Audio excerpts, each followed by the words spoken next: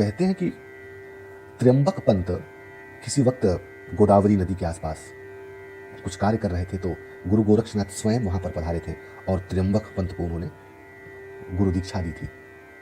यह जो परंपरा है त्र्यंबक की, यह इनके शिष्यों के विषय में, स्वयं त्र्यंबक के शिष्यों, उनके पुत्रों के विषय में तो बहुत सारी चीजें इतिहास में मिलती हैं, शिष्य परंपरा में सुनी सुनाई जाती हैं, साधुओं में कही जाती हैं, पर स्वयं त्र्यंबक शिष्यों की परंपरा से ऐसे विमुख हुए या जानकारियां नहीं मिली कि उनका लेखा जोखा बहुत मिलता नहीं है। आपको शायद पता होगा कि एक कलकत्ते के जो गुरु थे युक्तेश्वर जी, जिनके शिष्य हुए योगानंद परमानंद स्वयं, जिनके बाहर विदेशों में बहुत सारे शिष्यों ने एक पूरी दुनिया बसाई, तो स्वयं योगानंद परमानंद के गुरु युक्तेश्वर और युक्तेश्वर जी के गुरु लाहड़ी बाबा जो बनारस में भी रहे, उनके गुरु यही त्र्यंबक नाम से जाने जाते हैं। और आप अगर थोड़ा इस परंपरा के विषय में जानते हैं, इनके शिष्यों से आप मिले जुले होंगे, अभी भी मिल जाते हैं, तो वह जिस त्र्यंबक गुरु का नाम लेते हैं वह त्र्यंबक, ऐसा मुझे लगता है कि वह त्र्यंबक इन्हीं ज्ञानेश्वर की ही परंपरा के आदि पितामह रहे हैं, और जो स्वयं गोरक्षनाथ की जिससे उन्होंने शिष्यता ग्रहण की। यह एक लंबी परंपरा है शिष्यों की और पुत्रों की और पुत्रियों की। अब गोरक्षनाथ के गुरु तो मत्स्येंद्र नाथ के विषय में आप लोगों ने सुन ही रखा है। मत्स्येंद्र नाथ स्वयं विष्णु के अवतार थे। कहा जाता है कि इनके गुरु आदिनाथ थे। आदिनाथ मतलब स्वयं शिव। और ये कहानी है, कहते हैं कि शिव पार्वती को समाधि, गुरु दीक्षा और बहुत सारे आध्यात्मिक तत्वों के विषय में बता रहे थे। माँ पार्वती हुंकारी ले रही थी और उनके वर्णन को सुनते सुनते, स्वयं शिव के वर्णन को सुनते सुनते पार्वती की समाधि लग गई।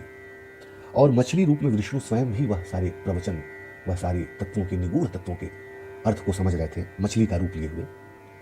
तो पार्वती के सो जाने के बाद कहते हैं कि जो वो हुंकारी ले रही थी, विष्णु मछली के रूप में हुंकारी लेने लगे कि यह जो तत्व मीमांसा चल रही है ये चलती रहे भोलेनाथ की।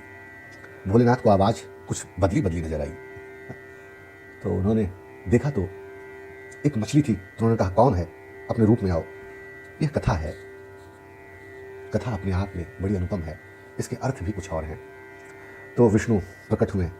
जो पहले शिष्य हुए आदिनाथ के, नाथों के, जो गोरक्षनाथ की और मत्स्येंद्र की जो परंपरा नाथों की निकली, उनके आदि जो गुरु हुए वो शिव हुए। और फिर यह परंपरा, वैष्णवों की परंपरा शिव से शिष्यता लेते हुए कैसे बढ़ी, यह अपने आप में बड़ी ही रहस्यपूर्ण है।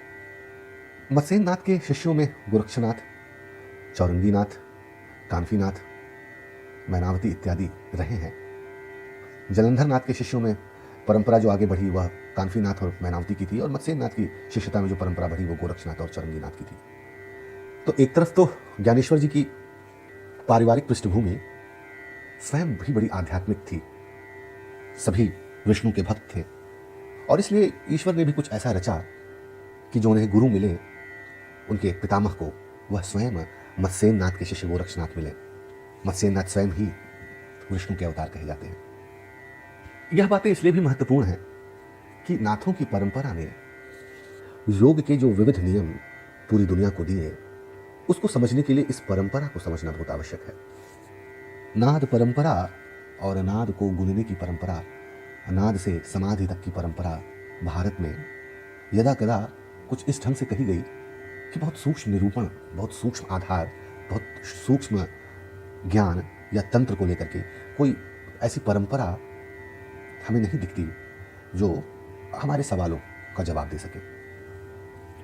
मिलती भी है तो गुरुओं के पास जिनका कोई लेखा जोखा नहीं है।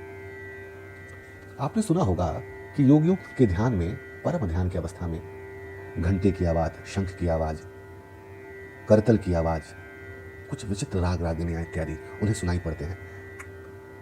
जैसा कि इसके पहले मैंने कहा था कि नाद को समझने के लिए और भारत में नाद की परंपरा को समझने के लिए थोड़े इसके ऐतिहासिक पृष्ठभूमि से हम चलें तो बेहतर होगा समझना, और इसको, इसके करने के जो विविध परंपराएं रही हैं, इसको समझने की, उसके समीप जब आप पहुंच जाते हैं तो आपको कुछ काम करने में आसानी होती है। यह जो नाद, घंटा और करताल इत्यादि सुनाई पड़ते हैं, असल में यह योगियों के स्वयं बनाए हुए या बने हुए स्मृतियों के परिणाम होते हैं।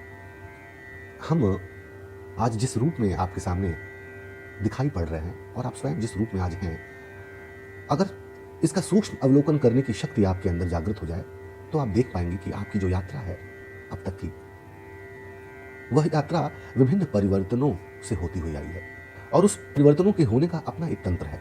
जैसा कि इसके पहले मैंने बताया कि ज्ञानेश्वर की परंपरा में और नाथ परंपरा में और स्वयं उनके पारिवारिक परंपरा में यह सिद्धों का और आध्यात्मिक लोगों का जो महाराष्ट्र में समागम हुआ, उनको दो अर्थों में आप समझ सकते हैं।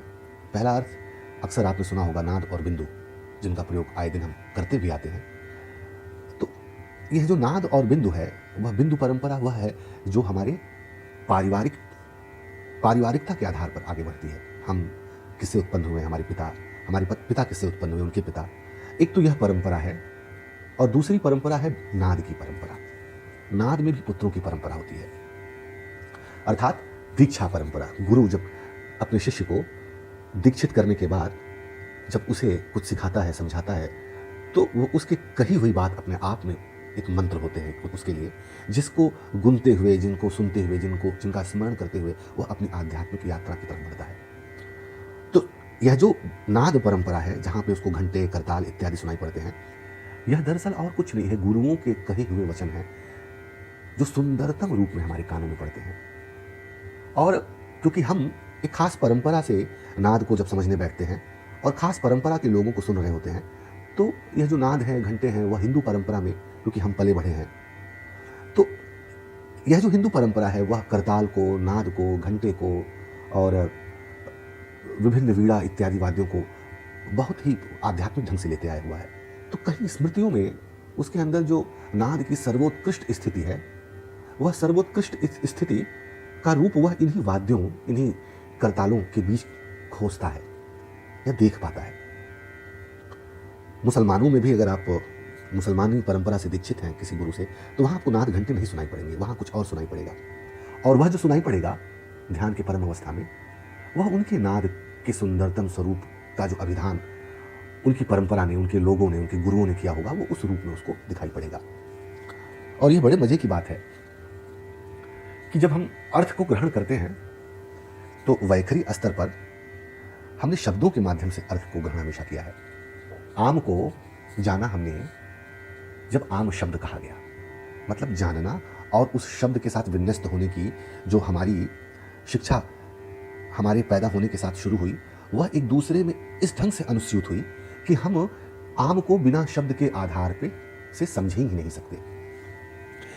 लेकिन थोड़ा गहरे आप प्रवेश जब करेंगे, अशंति और मध्यमा की जो चर्चा शास्त्रों में हमारे यहाँ साधकों ने जो की है, वहाँ पर शब्द इस ढंग से नहीं रहते जिस ढंग से वैखरी के स्तर पर आप उन्हें देखते समझते हैं।